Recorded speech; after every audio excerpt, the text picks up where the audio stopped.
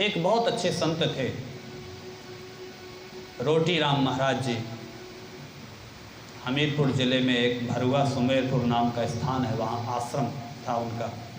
इतने सिद्ध संत और इतने अच्छे, बड़ी बड़े यज्ञ कराते थे, कभी किसी से एक पैसा भी नहीं लेते थे, कोई चढ़ाए भी तो नहीं लेते थे। साफ मना रहता था कि यहाँ पर कोई भी सहायता पैसे की, धन की, किसी भी प्रकार की कोई ना करे। और सब होता था, हजारों लाखों बड़े बड़े ब्राह्मण, 500-500 ब्राह्मण, और मेला, कहीं कोई मक्खी भी नहीं मरती थी। कहाँ से क्या आता था, कोई बड़ा सेठ साहूकार, बाहर का भी कोई किसी से नहीं। कई बार लोग, एक व्यक्ति परीक्षा लेने के लिए केले के अंदर छिलका निकाल के पैसा एक का सिक्का घुसा के ऊपर से करके सोचा भीड़ में वहीं चढ़ा दूंगा, फलों के बीच में। मंच से ही बोले, डांटे उसको, ले जाओ यहाँ से। जब यहाँ का नियम है कि नहीं किसी से कोई सहायता लेनी तो नहीं लेनी। सिद्धियाँ तो उनके हाथों में खेलती थी। भंडारे में घी कम पड़ जाए तो वहीं एक छोटी सी नदी थी, उसी से जल, ये तो बहुत संत ऐसा कर देते थे। तो हमारे संतों के पास ऐसी शक्तियाँ होती थी। और भी कभी कोई उनको स्पर्श नहीं, छू नहीं पाता था। बॉडीगार्ड वाला नहीं, आजकल बहुत सारे संत अपने को 4 बॉडीगार्ड रख के महाराज जी को स्पर्श, दूर धक्का मार, ये नहीं। ऐसे सिद्ध थे कि वो पैदल चलते हुए जा रहे हैं, कोई उनके आप साथ नहीं, और आप जनता पीछे से दौड़ती हुई जा रही है उनके प्रणाम करने के लिए, और वो लगेगा आपको कि ये बिल्कुल अभी आराम से ही चल रहे हैं, और हम पूरी ताकत लगा के पसीना पसीना है भाग रहे हैं, फिर भी वो हमसे यहाँ से जैसे फाटक इतना दूर है ही है, मतलब इससे पास हम उनको पकड़ ही नहीं पा रहे।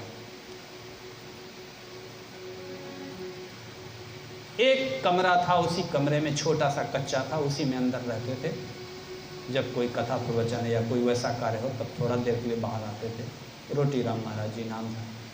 उन्हीं के एक गुरु भाई परमहंस जी महाराज थे, जिनके मैंने दर्शन किया। मैंने रोटी राम महाराज जी को हमको दर्शन नहीं मिला, हमारे पिताजी लोग सब लोग किए, उनके दर्शन मैंने। परमहंस जी महाराज वास्तव में परमहंस ही थे।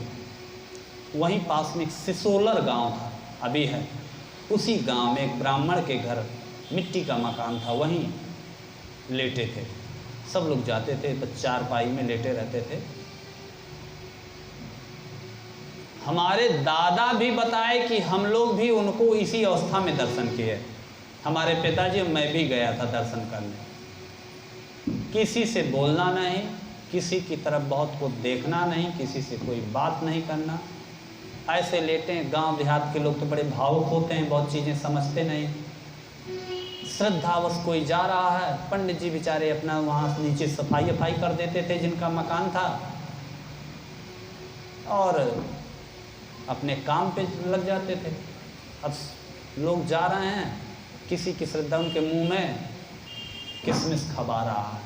अब वो जब बोल नहीं रहे हैं किसी से, शांत बस खाली वो परम मुद्रा में भगवान में लीन रहते थे, लीला लीन रहते थे। लगता था जैसे किसी से किसी अदृश्य शक्ति के लीला में विचरण कर रहे हैं, उनसे बात कर रहे हैं। वो इस शरीर का उनको भान ही नहीं था। तो लोग जाके उनके मुंह में किशमिश भर दिए, इतना बड़ा है। दूसरा भक्त गया, वो तम्बाकू उसको बड़ी प्रिय है, वो जल्दी से, और लोग देख रहे हैं, उसने बढ़िया ठोका, खूब मला। महाराज जी मेरे पास, उसने उसी किशमिश भरी है, उसी के ऊपर तम्बाकू भर दी। तीसरा कोई महिला जा रही है और मालपुआ घर का या पूड़ी बतासा बनाई है, वो ले जा करके, वो जैसे कोई भी चीज़ है तो महाराज को खिलाना है, तब घर सब अगल बगल से गिर भी रहा है कुछ। कोई जाके उनके हाथ में ज़बरदस्ती पैसा थमा रहा है, ऐसे हाथ रहते थे। ऐसी दिव्य रेखाएं थी उनकी, बड़े बड़े नाखून। तो कभी नहीं लेते थे, लेना क्या, उनको ये सब शरीर का भान ही नहीं था, फिर भी कोई ज़बरदस्ती तो ऐसे रहते थे। पर एक उनमें था, ये नहीं था कि वो बुद्धि से वैसे थे। कोई बालिका अगर छोटी सी आए, 7-8 वर्ष की कन्या आ जाए कभी, तो ऐसे ऐसे हाथ करते थे ऐसे ऊपर, और जो भी कुछ मिल जाए, कोई भी बालिका आ जाए छोटी, तो ऐसे उठा करके उसको पकड़ा देते थे। इसका मतलब उन्हें सब भान था, सब देखते थे। उन महापुरुष को हमको प्रणाम करने का सौभाग्य प्राप्त हुआ। ऐसे परमहंस अवस्था में